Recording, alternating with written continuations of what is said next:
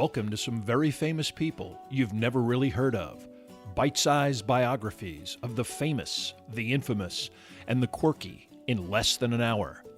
My name is Philip D. Gibbons, and there is more information about me, this podcast, and a bibliography at someveryfamouspeople.com. At the conclusion of this presentation, there will be additional suggestions concerning further information about today's subject, Alexander Hamilton.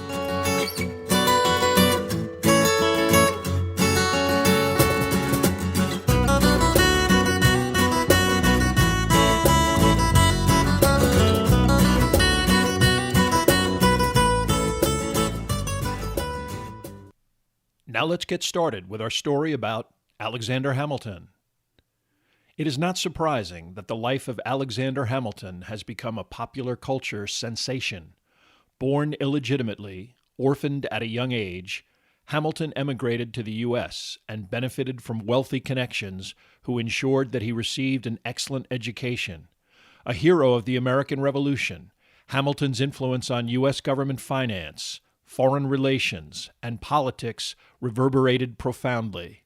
His romantic escapades, scandalous affairs, and death at the hands of Aaron Burr in a controversial duel add to the contrast between Hamilton and many of the stodgier political figures of his day.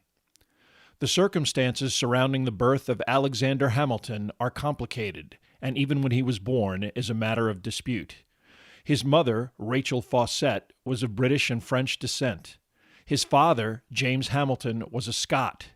They met on the island of St. Kitts in the British West Indies, where James Hamilton was unsuccessfully attempting to build a career trading sugar and other goods. Unfortunately, James Hamilton wasn't much of a businessman and was typically bailed out of business mishaps by wealthier family connections. Luckily, Rachel had inherited some property on the island of Nevis from her father. It was here that Alexander Hamilton was born, the year either 1755 or 1757. Problematically, Rachel was still married to a Dane, Johann Levine, who she had abandoned in St. Croix. Since they were difficult and expensive to obtain, Rachel never bothered to get a divorce. This seems to have complicated her relationship with James Hamilton, who, after 15 years of companionship, would ultimately desert her and his children when Alexander was 10 years old. Rachel had moved back to St. Croix, where she raised her two sons, until her death from yellow fever in February of 1768. Possibly because he was illegitimate, Alexander did not get much of a formal education. At least one of his better-connected relatives got the teenaged Hamilton a clerk's job before also dying off. At the age of 13, Alexander began work at an import-export house in Christiansted, St. Croix. Hamilton toiled at this firm, Beekman and Kruger, for over 4 years until a local minister, Hugh Knox, arranged for a scholarship funded by various local businessmen, who all recognized Hamilton's superior intelligence and potential. In October 1772, Alexander Hamilton left St. Croix, his relatives, including his biological father and brother, and set sail for Boston and the promise of America. He never saw his father or brother again. Hamilton's ultimate destination was New York and a college preparatory education. He was also supported by a network of individuals who were acquainted with Hugh Knox, or Hamilton's former employers, in St. Croix. Because Hamilton could not afford years of tuition, his mentors enrolled him at Elizabethtown Academy at Elizabeth, New Jersey, a school flexible enough to allow Hamilton to essentially cram his studies into 1 year. The headmaster, Francis Barber, became both a respected teacher as well as a close friend. It was also through his business associates at Beekman and Kruger that Hamilton met some of the most prominent members of the families that dominated the early commerce in the states of New York and New Jersey. William Livingston, the future first governor of New Jersey and father-in-law of John Jay, the first Chief Justice of the United States, and the Schuyler family from Albany, a connection that would prove most important in both Hamilton's personal and professional life.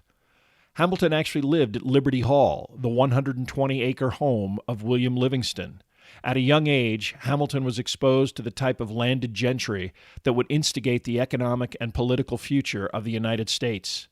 It only increased his ambition to become a part of this emerging ruling class. Based on his connections, Alexander Hamilton seemed destined to attend the College of New Jersey, now known as Princeton. His initial benefactor, Hugh Knox, was a graduate. Other acquaintances, including William Livingston, sat on the college's board of trustees. But, the story goes, after meeting with the college's president, John Witherspoon, Hamilton was granted admission, but then insisted on an accelerated course of study that would allow early graduation. While this was not unprecedented, Witherspoon punted and ultimately formally withdrew the school's acceptance.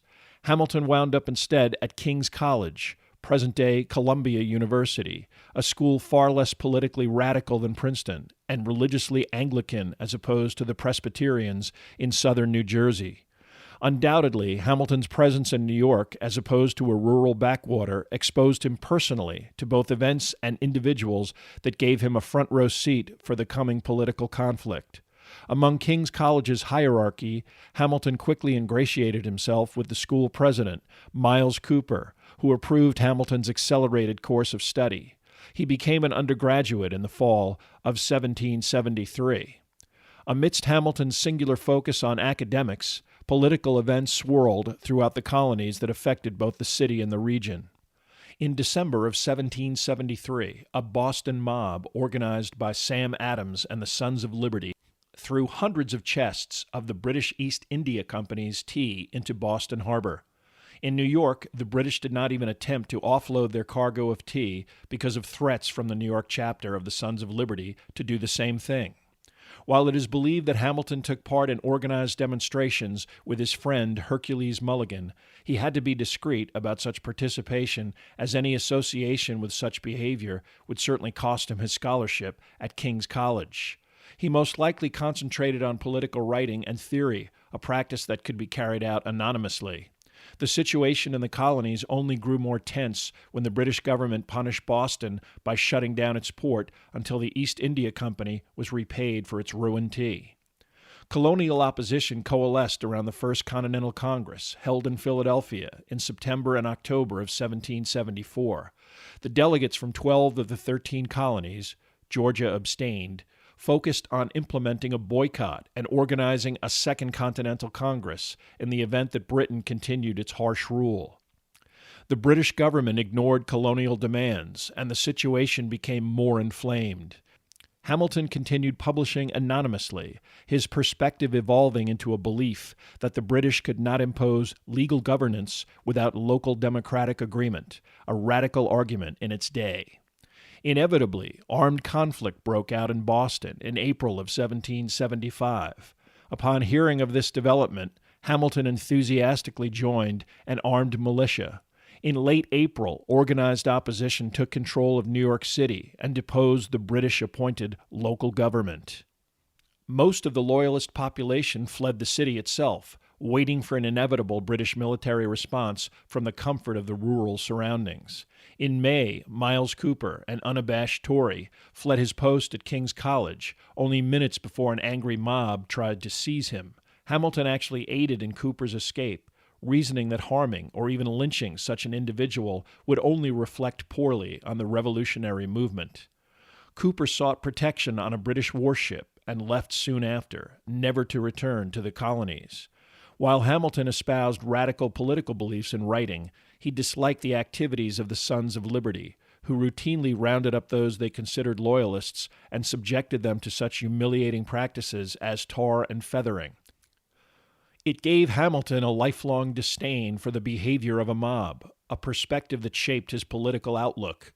He communicated this feeling by letter to John Jay, a prominent New York member of the Second Continental Congress, and Jay responded by requesting that Hamilton continue to correspond with information on what was happening on the ground in New York.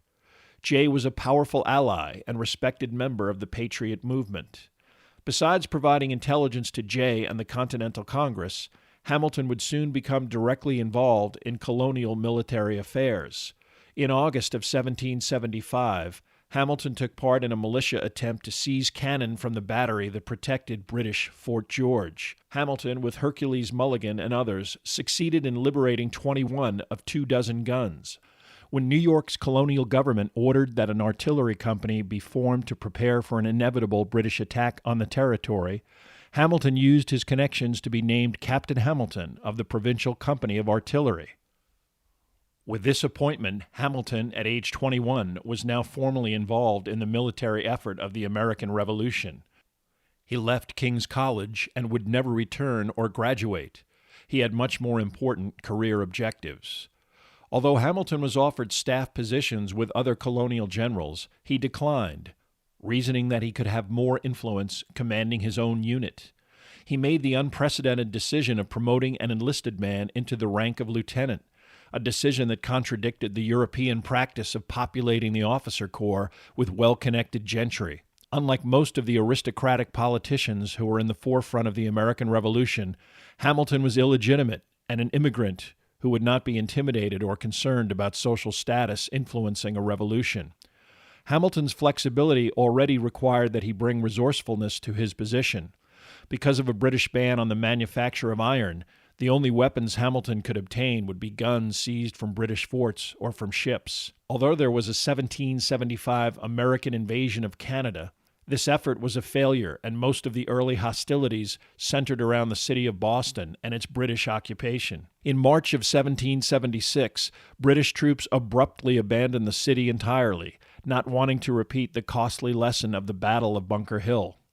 This retreat was perceived as a great victory for the colonies, but the British regrouped and chose New York as the location of a massive invasion. In early July of 1776, hundreds of British ships sailed into New York and offloaded almost 40,000 men onto Staten Island, a loyalist stronghold that the thinly stretched Patriot defense could not defend. On July 9th, the recently signed Declaration of Independence was read publicly at New York City Hall, and the impressive equestrian statue of George III was pulled down and sent to Connecticut to be melted down for ammunition.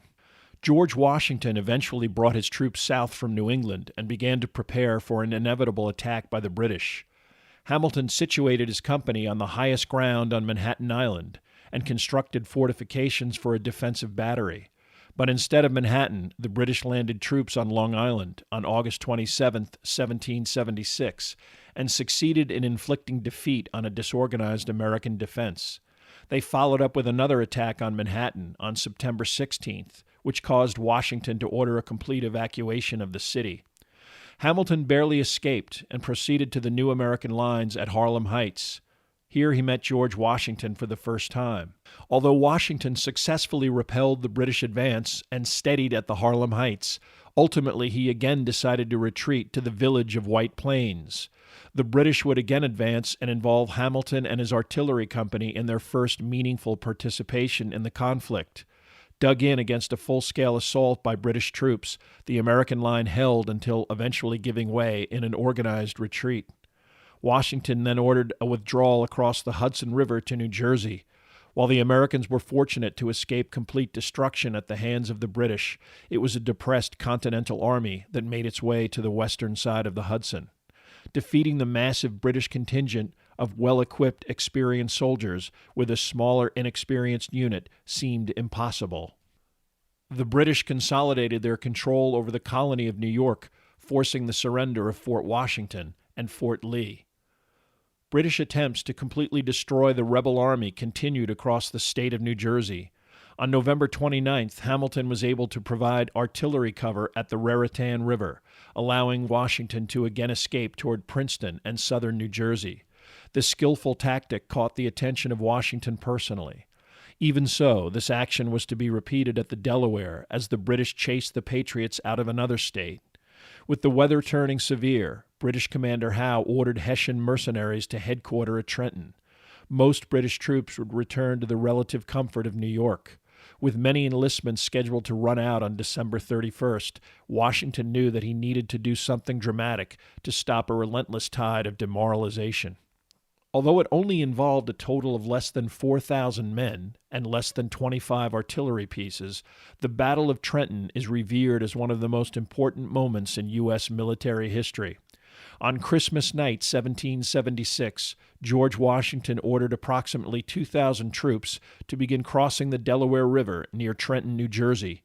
Hamilton and his company, now only 30 men in total, were part of this attack. In spite of dreadful weather, the entire American force made it across the Delaware River and, as dawn approached, marched a dozen miles to the outskirts of the town. At 8 in the morning, a coordinated attack on the Hessian barracks began. Sleeping off their Christmas celebration, the Hessians were taken by surprise. In the ensuing battle, many enemy troops were killed or wounded, and over 900 Hessians were captured. Hamilton's company was directly involved in this success, helping to personally stop a Hessian counterattack. Despite the victory, the Americans had to recross the Delaware and bring their prisoners with them. Washington attempted another dramatic attack several days later, this time against British troops at Princeton. Again using surprise, the Americans attacked in the early morning, ultimately forcing a British retreat into Nassau Hall itself. Legend has it that the Redcoats fired from the stronghold until Hamilton arrived with his two 8-inch guns and began peppering his once prospective alma mater with cannonballs. True or not, the British surrendered, and Washington had two rapid, stunning successes. These two battles also improved Hamilton's fortunes. At the age of 22, he was promoted to lieutenant colonel and asked to join Washington's personal staff. Hamilton had previously turned down two similar appointments. This time he knew that serving at Washington's right hand would afford him another great opportunity to become a central figure in the Revolution. It was the beginning of a relationship that would last for a quarter of a century through a remarkable time period. Actual military conflict paused during the winter of 1777, but it was the intelligence provided by Hamilton's contacts that correctly predicted that the British would head south and attempt to capture Philadelphia once hostilities resumed. Once again, on September 11th, the British drove American troops from the battlefield at Brandywine. Once again, Washington was able to escape complete destruction. However, the British marched into Philadelphia on September 26th, displacing the Continental Congress, which fled to western Pennsylvania. This retreat would precipitate one of the low points of the war, the American winter encampment at Valley Forge, in which Washington lost half of his troops to winter cold, capture, or disease. Intrigue also surrounded the command of the Continental Army itself. Fresh off a decisive October victory over a separate British contingent at Saratoga, General Horatio Gates was enjoying attention and confidence as opposed to the perceived failure of Commander-in-Chief Washington. Gates was also refusing to send reinforcements to Washington and Pennsylvania. Washington sent Hamilton to meet with Gates, who typically backed off in person, but privately was shocked at Hamilton's determined insistence in the face of a senior officer.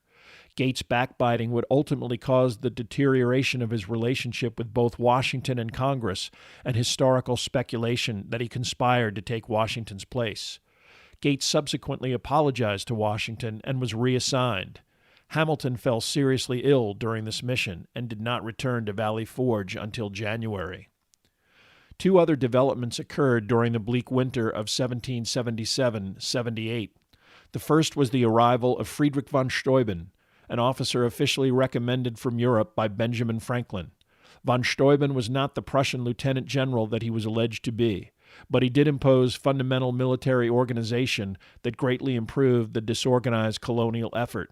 With Hamilton's help, von Steuben composed a simplified set of regulations to inject some order into everyday military life. They also began a program of individually rigorous daily drills that brought increased military capabilities and improved morale. The American victory at Saratoga also convinced the French government that Great Britain was vulnerable in North America. France promised both military and financial aid.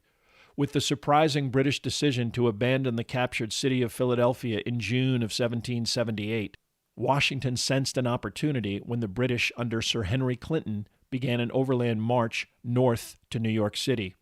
He sent Hamilton on horseback on an extended intelligence-gathering mission to assess both British strength and intention. When it was clear that the British were merely attempting to march north as quickly as possible, the decision was made to attack in the vicinity of Monmouth, New Jersey. Washington ordered his second-in-command, Charles Lee, to engage the British rear guard. Lee, an incompetent, possibly traitorous former British officer who felt he should have been initially appointed commander-in-chief instead of Washington, bungled this attack so badly that he was relieved of command. Washington rallied the disorganized Continental Army and fought the British to a draw.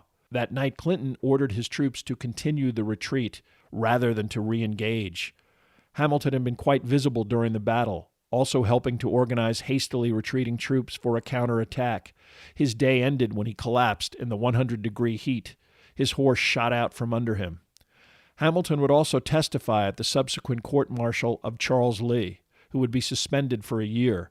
Lee would continue with open criticism of both Washington and Hamilton, behavior that finally culminated in a duel with another Hamilton friend, John Lorenz. Hamilton was present as Lorenz's second, and although Lee was wounded in the affair, the first duel Hamilton participated in, no one was killed.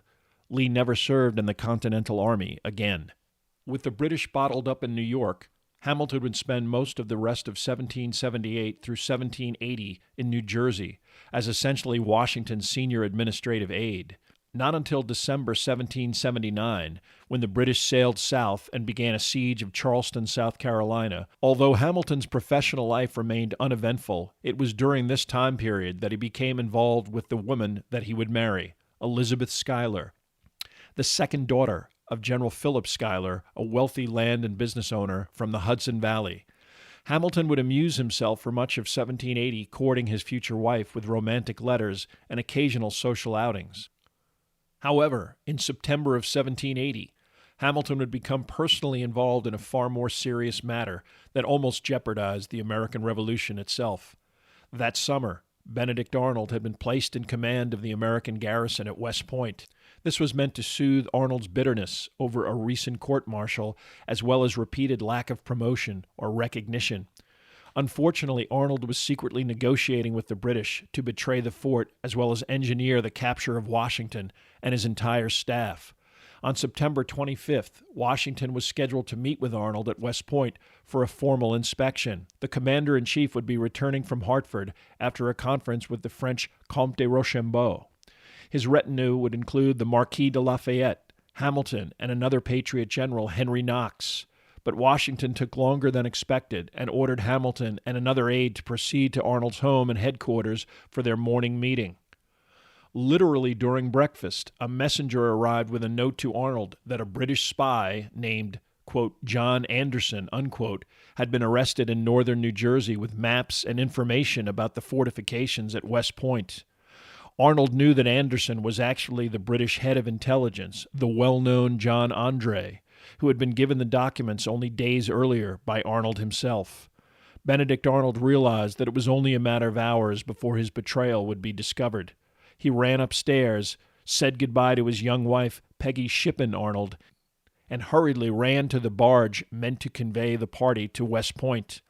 Instead, he bribed the crew to take him to the British warship HMS Vulture, stationed on the Hudson, had the crew captured as prisoners of war, and was hastily transported to safety in New York City. Alexander Hamilton, literally at the breakfast table, was puzzled and alarmed by the upstairs shrieks from Arnold's wife. Ultimately, Washington arrived, noted Arnold's curious behavior, but continued on to his inspection. By the time he returned, Hamilton had assembled numerous incriminating documents, including the papers found on Andre. Washington ordered Hamilton to attempt to seize Arnold before he reached British lines, but the traitor was already safely in British hands.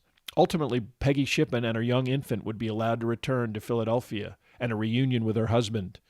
Andre, the former love interest of both Peggy Shippen and Elizabeth Schuyler, was not so fortunate. After the British rejected a swap for Benedict Arnold, he was hanged at Tappan, New Jersey, in a ceremony witnessed by many, including Alexander Hamilton. Considered a great British military hero, his remains were eventually entombed in Westminster Abbey.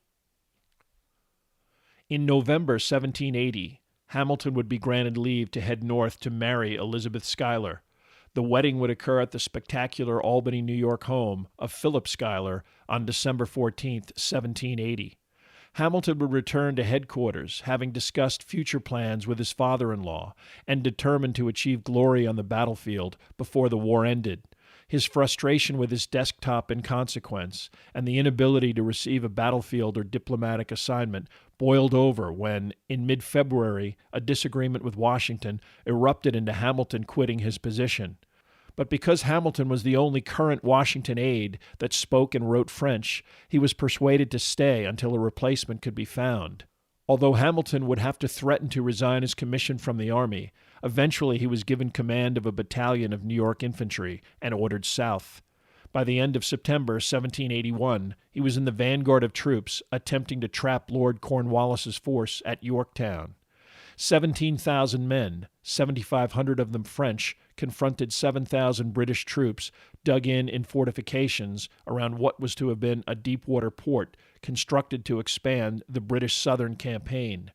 French and American artillery wore down the British fortifications until an infantry assault was ordered on the British outer defenses. Hamilton demanded and got command of one of the columns involved in the assault, which turned out to be heroically successful and worthy of George Washington personally singling out Hamilton in his report to Congress. On October 19, 1781, his situation untenable and with no help forthcoming from New York, Lord Cornwallis capitulated. Hamilton rushed straight home to his pregnant wife, anxious to get on with the rest of his life. Hamilton's first son, Philip, was born in January of 1782, and typically Hamilton immediately immersed himself in his father-in-law's law books, intending on becoming a lawyer. Although he initially vowed to remain a private citizen, he could not resist interacting with members of the government, and in 1782 was appointed a New York representative to the Congress of the Confederation, the governing body of the United States under the Articles of Confederation. But even as a member, Hamilton was troubled by this entity's inability to raise revenue through taxation and its weak disorganization. His stated suggestion that the states assume a collective national debt was ignored, and obligations to Army veterans and foreign governments went unpaid. Hamilton left Congress in 1783 and returned to New York City in an attempt to build a law practice.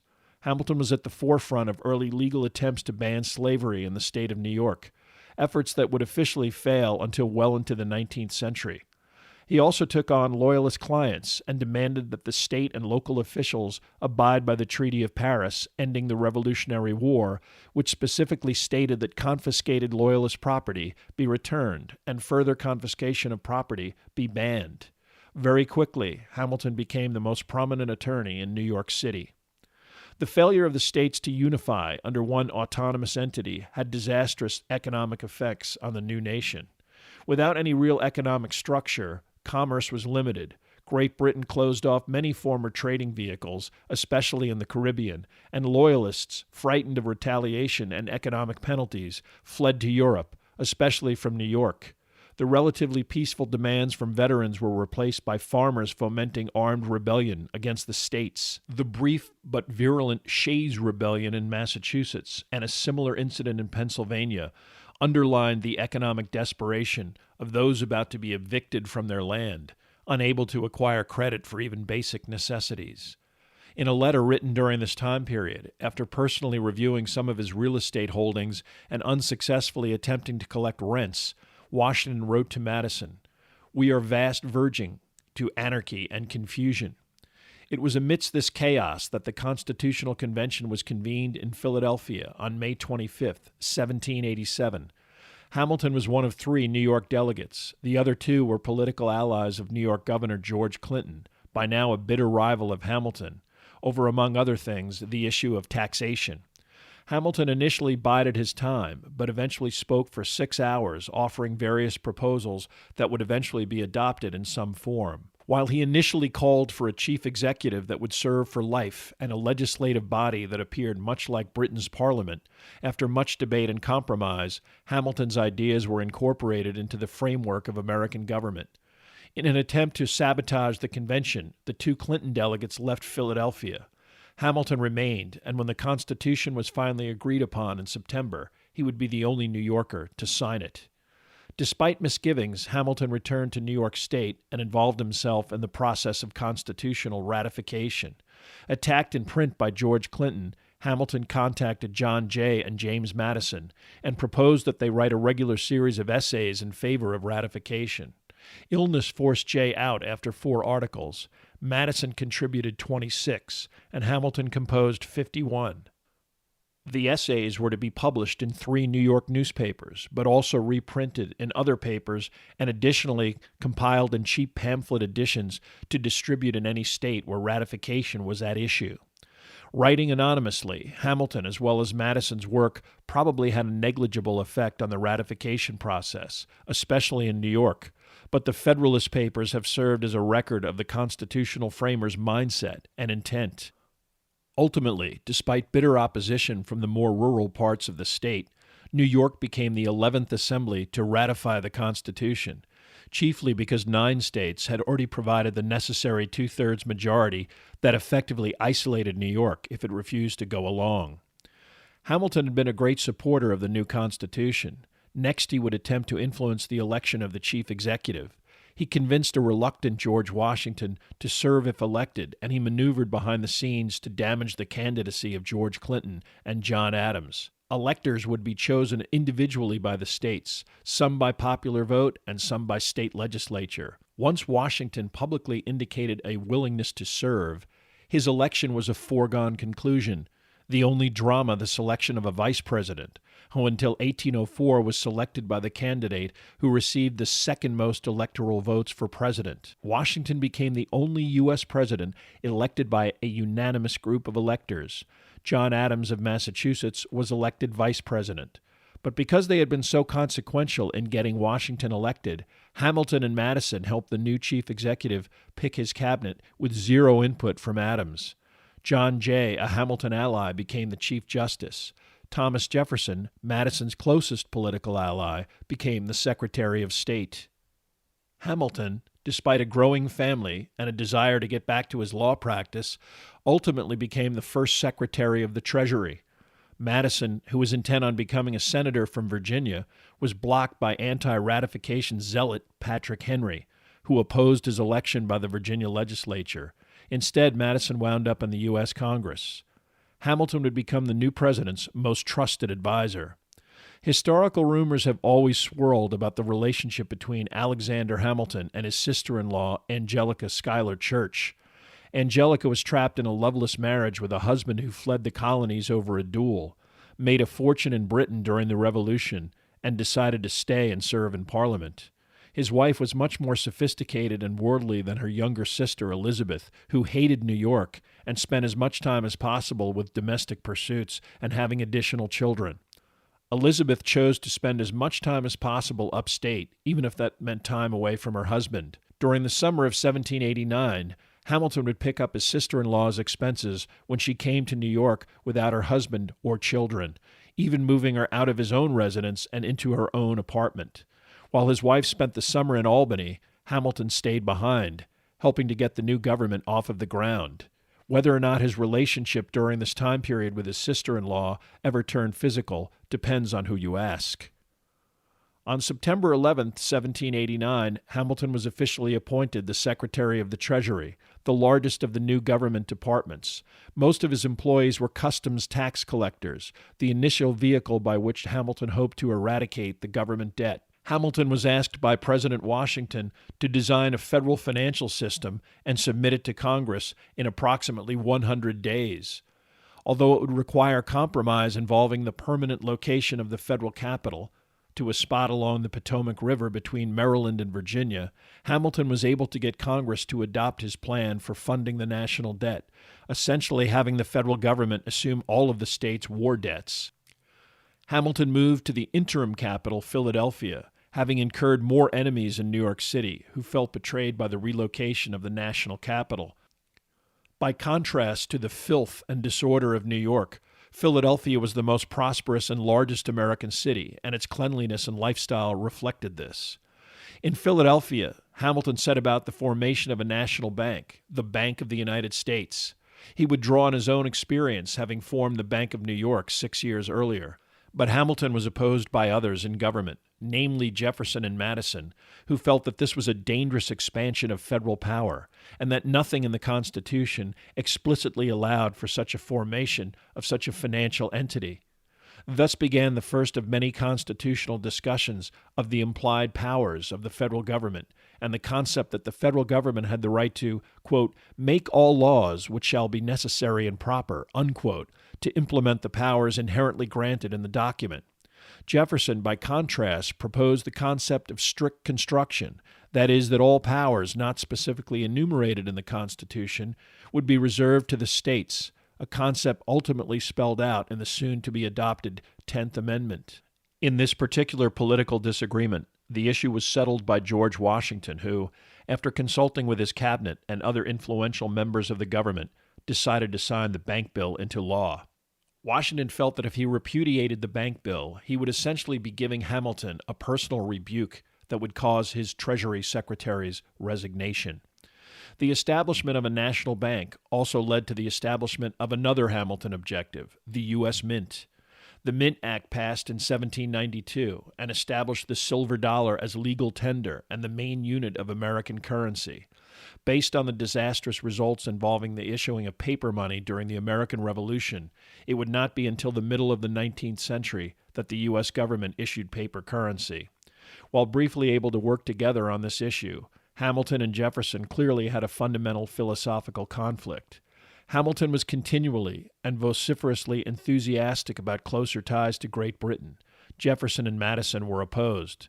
Debate over this and many other governmental issues would ultimately foment the formation of political parties, something that initially did not exist in the new democracy.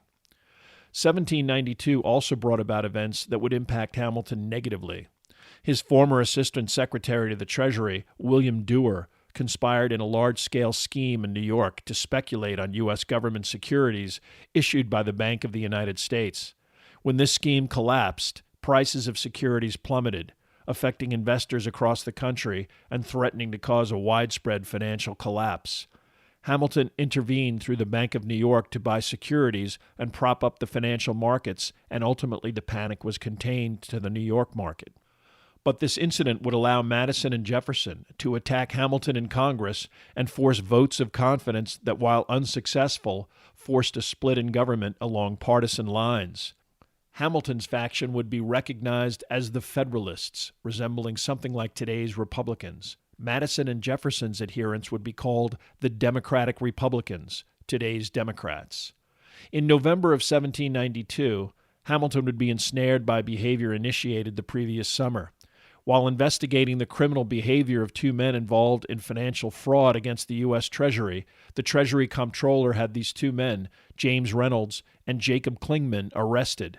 Both men began making spectacular accusations against Hamilton, involving insider speculation and other improprieties.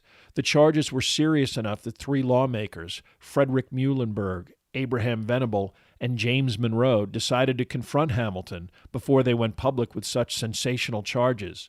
They met privately with Hamilton, who denied any official impropriety, but who also revealed a remarkable connection to James Reynolds. In the summer of 1791, according to Hamilton, a woman named Maria Reynolds knocked on the door of his Philadelphia home and met with him privately, despite the presence in the house of Hamilton's wife.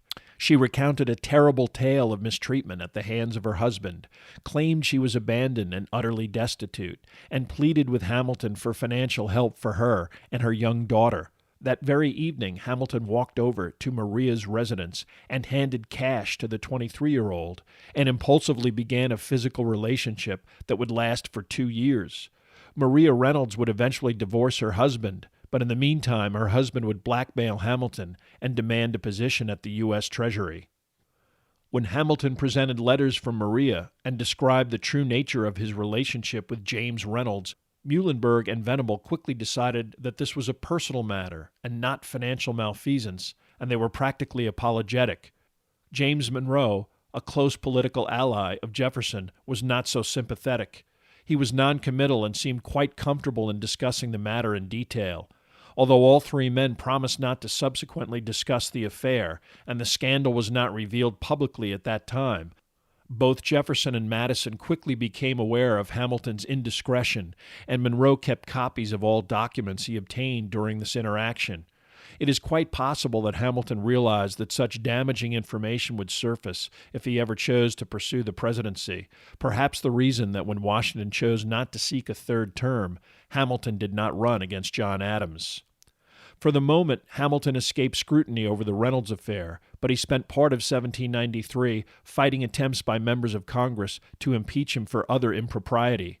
While these attempts failed, they indicated the extreme hostility that Hamilton generated in some political circles. Hamilton was already tired of the political infighting involved in governance. He informed Washington that he would resign at the end of 1793. Only the Whiskey Rebellion of 1794 kept Hamilton interested enough to continue in government. When a bunch of moonshiners in western Pennsylvania refused to pay excise taxes on the alcohol they produced, Hamilton believed it to be a crucial test of the authority of a strong federal government to levy and collect taxes. The whiskey tax was the first tax levied by the U.S. government and was decried as both regressive and more taxation without representation.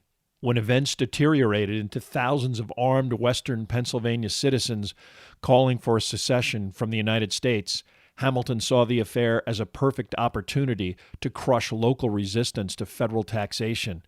A militia was raised, and in October 1794, accompanied by Hamilton as an advisor and directed by President Washington, 13,000 federal troops marched into the region which offered no resistance. The rebellion soon collapsed, and although the tax remained difficult to collect, the authority of the federal government was underlined. Hamilton resigned in early 1795 and returned to his law practice in New York. Hamilton found it impossible to refrain from political involvement, and as a high-profile political advisor to Washington, his opponents, the Democratic Republicans, found it impossible not to criticize him. Hamilton unsuccessfully tried to manipulate the 1796 presidential election to the detriment of both Adams and Jefferson. Ultimately, this effort failed and merely generated more public hostility. In 1797, when published accounts of the Reynolds affair began to appear using information that could have only come from the three men who confronted him, Hamilton demanded that his three original accusers swear that he was innocent of any financial wrongdoing. Monroe refused, and Hamilton began the highly ritualized process of demanding a duel. This exchange dragged on for months, including a face-to-face meeting in which both men had to be physically separated by their accompanying witnesses.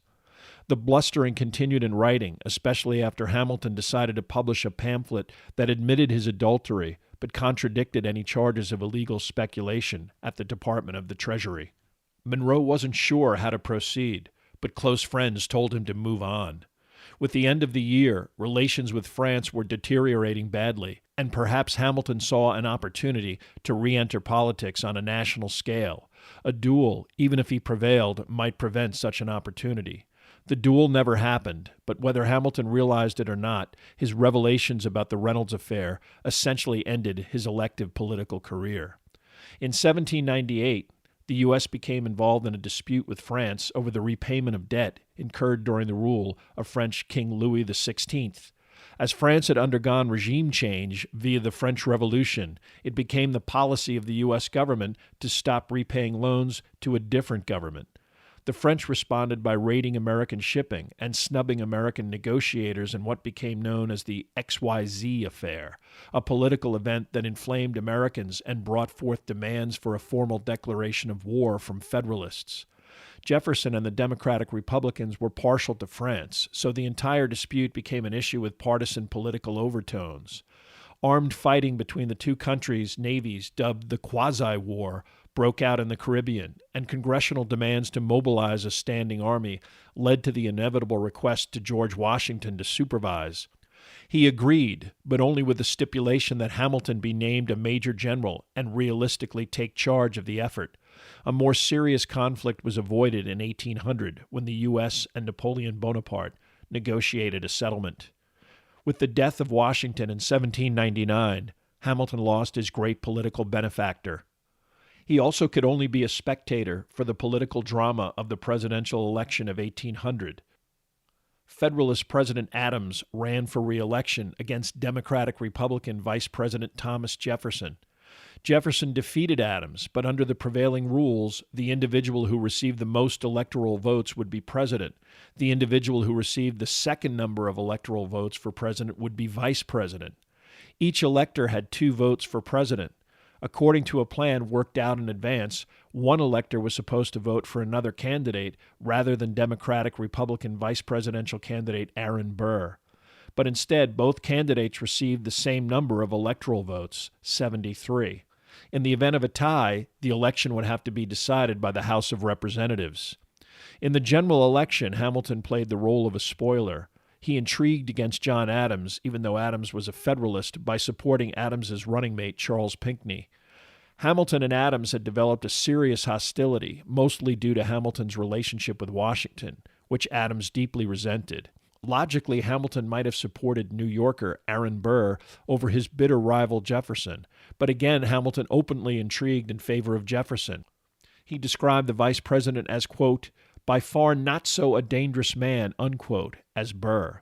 It took 35 ballots, ultimately a negotiation which Hamilton supported, which made Jefferson the 3rd president and Aaron Burr vice president.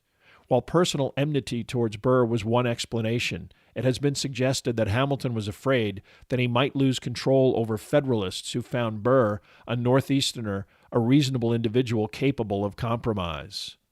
No presidential election would ever be decided in this fashion again. The 12th Amendment to the Constitution was hastily composed, which stipulated that electors would cast separate votes for president and vice president. In November of 1801, Alexander Hamilton and a group of Federalist investors founded the New York Evening Post. They needed a prominent vehicle to criticize the administration of Thomas Jefferson and the Democratic Republicans. Today, this paper, the longest-running daily publishing newspaper in America, is known as the New York Post and is owned by Rupert Murdoch. Hamilton frequently contributed to the paper, continuing to fire journalistic broadsides despite the political collapse of the Federalist Party. Only a week after the Post was formed, Hamilton and his family would suffer a tragic event with eerie overtones. His 19-year-old son Philip, a graduate of Columbia, was killed in a duel sparked by a politically charged argument in a New York theater. Although he was stunned by his son's death, Hamilton was fully aware of the impending event, even counseling Philip on how to honorably conduct himself. The United States finally began to experience peace and prosperity in the first term of Thomas Jefferson, and with the Louisiana Purchase in 1803, Hamilton's former adversary enjoyed his greatest popularity. Hamilton was reduced to practicing law, but political developments in 1804 again involved him in New York state politics. It was clear that Jefferson fully intended to dump Aaron Burr as vice president in the upcoming presidential election. In the machinations surrounding the presidential election of 1800, Burr had refused to publicly state that he was Jefferson's vice presidential running mate, and even maneuvered behind the scenes to try and win in the House of Representatives. As a result, Jefferson completely isolated him from any role in the administration and replaced him on the 1804 ticket with New York State Governor George Clinton. Burr then decided to run for governor of New York. He would be soundly defeated in a bitter campaign marked by personal attacks of all kinds. For this, he and his followers blamed Alexander Hamilton. Burr personally began to obsess about the man who had blocked both his presidential and gubernatorial aspirations. Hamilton did have a philosophical reason to oppose Burr. He believed that Burr, if elected governor, would unite with disaffected New England Federalists to secede from the United States. The Louisiana Purchase had tilted the balance of power away from the Northeast and in favor of the Middle Atlantic states.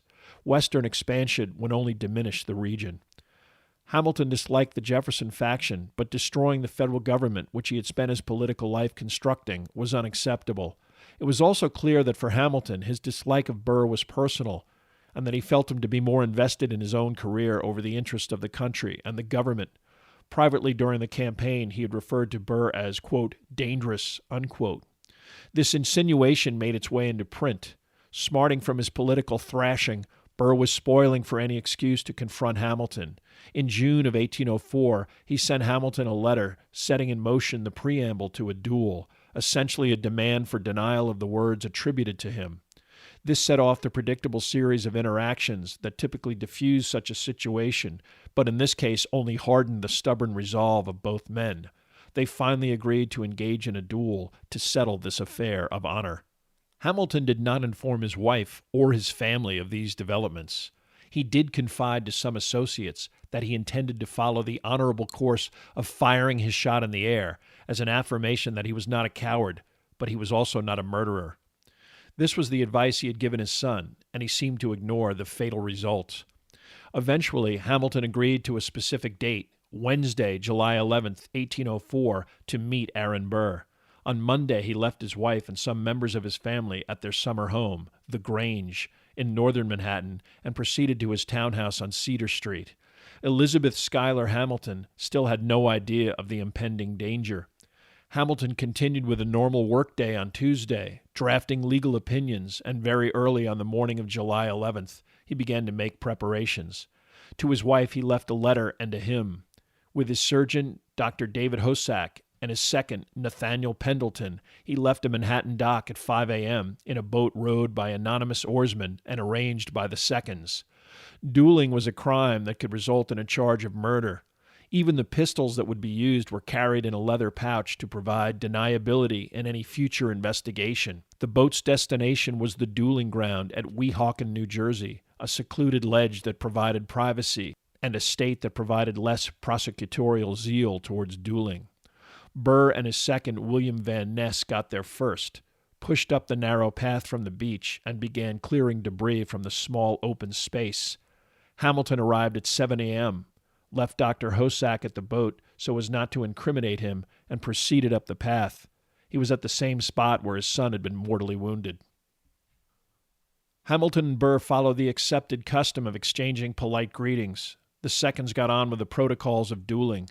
10 paces were walked off. Lots were drawn to pick which side of the ledge each combatant would choose. Hamilton won, but strangely chose the northern position, which meant that he would be looking directly into sunlight, the river, and the horizon. Burr would have a much clearer backdrop of the shaded woods. Because he had been challenged, Hamilton got to choose the weapons, flintlock pistols owned by his brother-in-law, John Barker Church, the husband of Angelica Schuyler Church. The seconds loaded the pistols in plain sight and handed them to the combatants. Pendleton won the draw to supervise the duel. He recited the rules.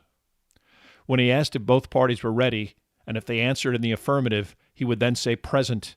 At that point, the duelists could fire. If one party did not fire, the second would count 1, 2, 3, fire, and if the party still refused, a discussion would commence to attempt a verbal resolution or the need for a second round. Pendleton now asked if both parties were ready. Hamilton and Burr had assumed the sideways stance that would afford the most limited target. But suddenly Hamilton asked for a chance to retrieve his glasses. With one hand he put them on and then indicated that he was ready. Throughout Alexander Hamilton's life, he would repeatedly be present at some of the most remarkable moments in American history. During some of the most important moments of Hamilton's personal life, Aaron Burr seemed to somehow always coincidentally appear. When Hamilton had journeyed all the way from the West Indies to enroll at Elizabethtown Academy in the summer of 1773, he would have assuredly met a recent graduate who spent the same summer there, Aaron Burr. When Hamilton had asked to matriculate early from Princeton, he was relying on precedent set with the admission of a precocious 13-year-old to a sophomore class, Aaron Burr. When his father-in-law had granted Hamilton the privilege of access to his voluminous law library to prepare for his bar exam, one other person had also been simultaneously offered this privilege, Aaron Burr. When Maria Reynolds finally decided to leave her husband in the midst of the Reynolds affair, who handled her divorce? Aaron Burr. When James Monroe was repeatedly challenged by Hamilton to a duel, who advised him to move on and probably helped diffuse the potentially lethal process? Aaron Burr. Now, in some strange final coincidence, the two men, in the grip of angry self-destruction, stood at attention. Pendleton asked if they were ready. They both said yes. The second said, present. Pistols were lifted, and both men fired within a split second. Hamilton was struck directly in the abdominal area, the bullet blasting through his ribs, piercing his liver, and shattering a vertebra. Burr was unscathed. Hamilton's shot hit a tree, 12 feet off the ground, indicating that he had, in fact, wasted his shot purposely and had not aimed at Burr. Hamilton toppled over on his face and was heard to say, "I am a dead man." As Pendleton yelled for Dr. Hosack, Burr made an initial move toward Hamilton, but his second warned him that the doctor and the boatman would soon be there, and they would have to leave immediately to avoid any further legal consequences. Van Ness shielded Burr's face with an umbrella as they made their way down to the path to their own boat and quickly started back to Manhattan. By the time Hosack got to the scene, Pendleton had propped Hamilton onto a rock. To Hosack, Hamilton could only gasp, "This is a mortal wound." By the time Hamilton was carried to the boat, the doctor thought that he was already dead. However, once out on the water, Hamilton revived enough to complain of blurred vision and a paralysis in his legs. He was transported back to the dock from which they had left, a dock owned by Hamilton's friend, banker William Bayard. Hamilton was met there by Bayard, who had heard of the early morning departure and suspected the worst. Hamilton was brought to his second-floor bedroom. Hamilton survived for an agonizing 31 hours. He was consoled by his wife and children, as well as his sister-in-law, Angelica. Other friends made their way to his bedside, with as many as 20 people crowding into the bedroom. Outside in Manhattan, news of the outcome of the duel shocked and stunned the entire city. Hamilton seemed only concerned about the state of his wife and his determination to receive Holy Communion before he died. Because he had participated in a duel, 2 clergymen refused until one finally relented and granted Hamilton's wish. He died shortly thereafter at 2 p.m. on Thursday, July 12, 1804, at the age of 49. Hamilton's funeral procession was a dramatic affair that took 2 hours to wind its way through the streets of Manhattan to Trinity Church, the site of his burial. The streets were thronged with thousands of stricken people. Hamilton's close friend and political associate Gouverneur Morris delivered the eulogy. 4 of Hamilton's sons sat next to him in the church weeping. Alexander Hamilton was then placed in a churchyard plot in the geographic center of what would eventually become the heart of American finance. Aaron Burr left the dueling grounds and went home and ate a hearty breakfast. It took a while, but the anger of New Yorkers and the real possibility that he might be arrested for murder caused him to decide to leave town. When an arrest warrant was issued in both New York and New Jersey, Burr first hit out on the Georgia coast, but ultimately made his way back to the capital, Washington. He was, after all, still the vice president. He would actually preside over the February 1805 unsuccessful impeachment trial of Supreme Court Justice Samuel Chase, a Federalist being harassed by the Democratic Republicans. But it was his last official political act, as his term of office soon ended. Burr was not only a wanted man in his home state, he was also a bankrupt. His property seized and sold, and he still faced thousands in debt, another reason to avoid New York. As a literal exile, he would wander the remote corners of the United States, attaching himself to various schemes involving murky plans for secession, with Burr presumably assuming a prominent position of authority. He would eventually be arrested for treason in 1807, a charge of which he would be acquitted, despite a vengeful Jefferson exerting extreme pressure for a conviction. Released, Burr fled to Europe to avoid both scorn and his unpaid bills. He eventually returned to the United States, changed his name to avoid creditors, practiced law, and in 1833 married a much younger, wealthier woman. She left him after only 4 months of marriage when he began dissipating her fortune on speculative land deals. Burr died in a Staten Island boarding house, never exhibiting any remorse or regret over the death of Alexander Hamilton. Elizabeth Hamilton lived until 1854 and died at age 97 in relative obscurity in Washington, D.C., utterly devoted to both her husband and his political legacy. His death at a young age allowed both Adams and Jefferson to discredit his life and his accomplishments. However, Hamilton's contributions to the American financial system and fundamental construction of the federal government are undeniable. The Federal Reserve Bank, the U.S. Coast Guard, the U.S. Mint, and even the underlying philosophy of the American Constitution itself are literal creations of Hamilton's unique and prescient ingenuity. It certainly should not be surprising that over 200 years after his death in New York, his political base, and the city he loved from an early age, he has regained his stature as one of the most influential figures in American history.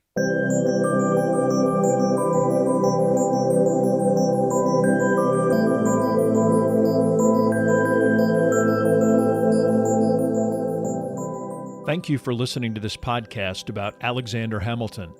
Much of the information for this podcast came from the books Alexander Hamilton by Ron Chernow, and Alexander Hamilton, A Life by Willard Stern Randall.